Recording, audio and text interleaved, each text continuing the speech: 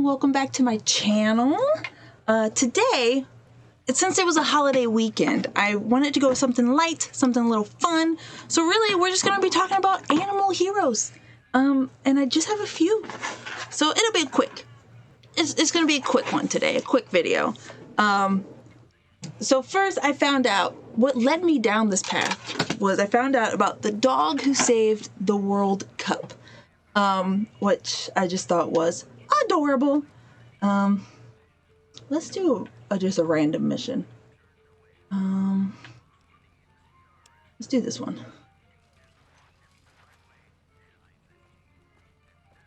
Because I love animals, huge animal lover. Before I was just a stay-at-home mom making YouTube videos and gaming, I worked in the animal care field, from stores to rescues to being an animal control officer, and I loved those years, and I kind of miss it sometimes. So today we're gonna talk about this. So the dog that saved the World Cup, it happened in March 20th of 1966, good old England. They were doing the Westminster Cup was on display, and overnight it just disappeared. So the prime minister at the time went ahead and made a fake, but he said, shh, keep that under wraps. Don't tell nobody it's a fake. And then a couple of days later, a man calls the guy in charge of the FAA, I think it was, and says, hey, if you want your cup back. Oh, he also sent a piece of the cup. He's like, if you want your cup back, I'm gonna need 15,000. And so if you agree to these terms in meeting, then put it in the paper. So they did that, and they did a whole undercover thing where they only put like 500 pounds on top and newspaper underneath, and they met in the park and they arrested the guy. Now the guy was like, I'm just a middleman. I don't actually have the cup or anything. But I'll give you the main guy if you let me see my lady friend for some adult time while I'm in jail. And at first the people were like, yeah, okay.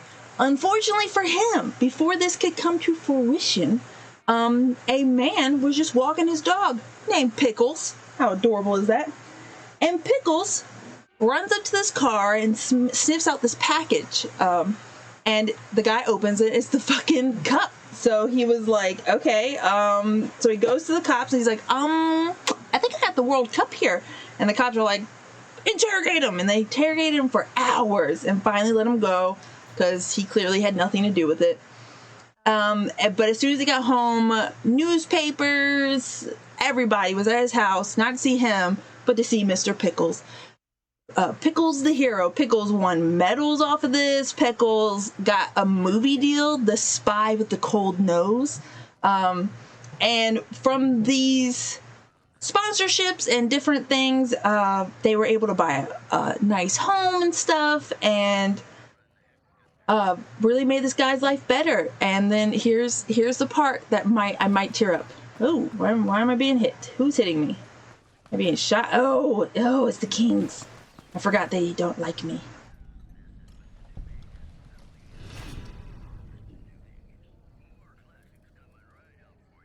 Now I'm a smiling troublemaker because the Kings don't like me. He's not. I don't know what to do with the Kings. Anyways, so unfortunately, Pickles' tale does not end happy. Pickles was known to chase cats, and one day when his smaller owner was walking him, he ran. He pulled the lead out. Ooh, soft-hearted devil.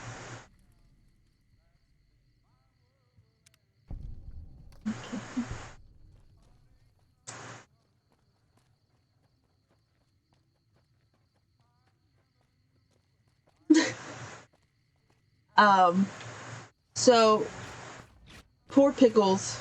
Who's that? Is that NCR? Oh, that's a fiend.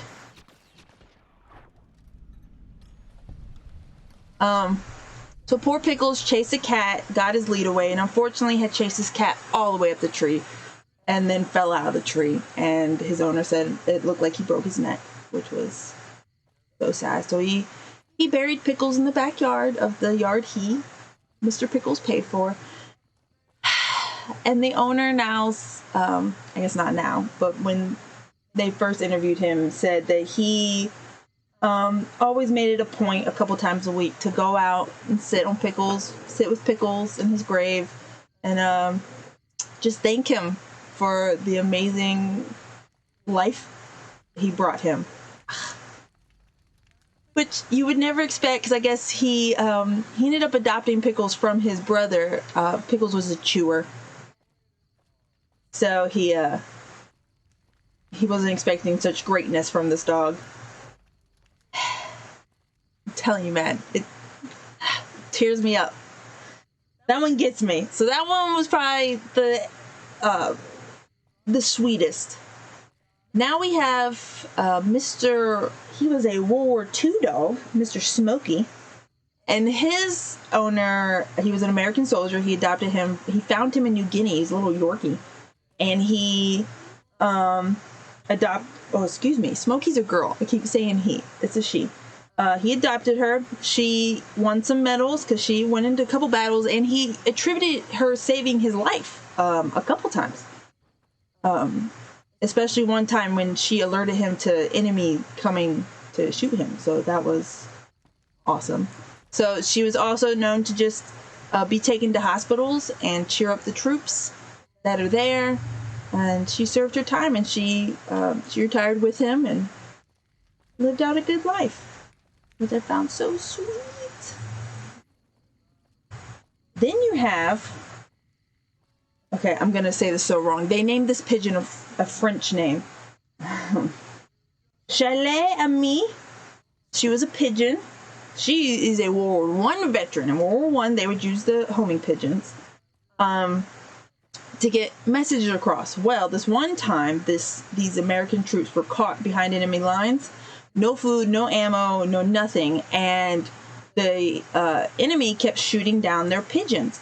But this one pigeon, she was shot down, but she got back up and flew on to get the note to whoever it got to. When she got to where she was going and delivered the note to save their lives, she was missing an eye. She had been shot multiple times. She was missing a leg. She definitely did her duty and saved these guys' lives, which is just so awesome to think about how animals truly impact our lives and are like our partners in this, you know? And then we have one more.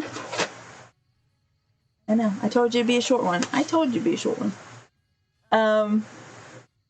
It's called Lessons from a Horse Named Jim. You'll actually find this story in medical journals.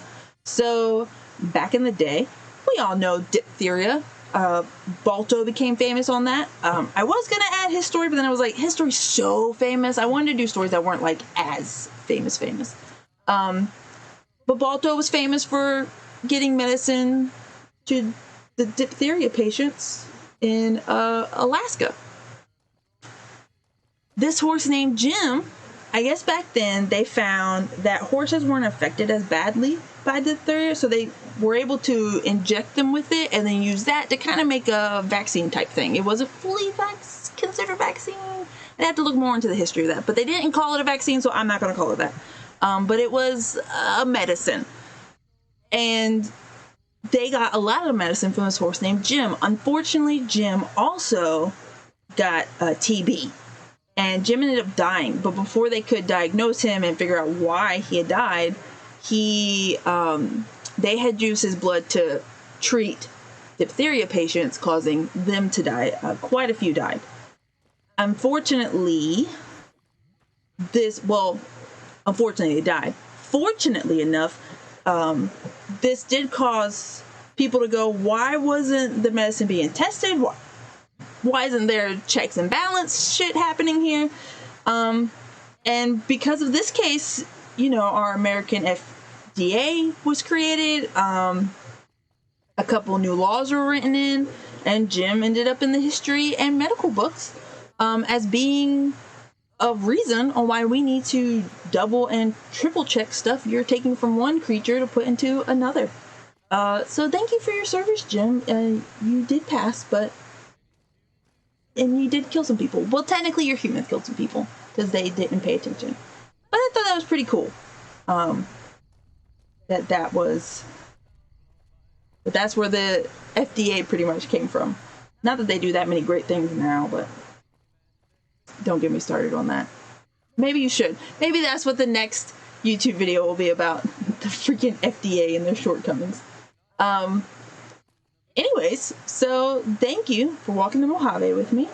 We didn't do much today because of the holiday, but I will be back on Wednesday with another video. I'm hoping to make it a creepy video, but we'll see what happens.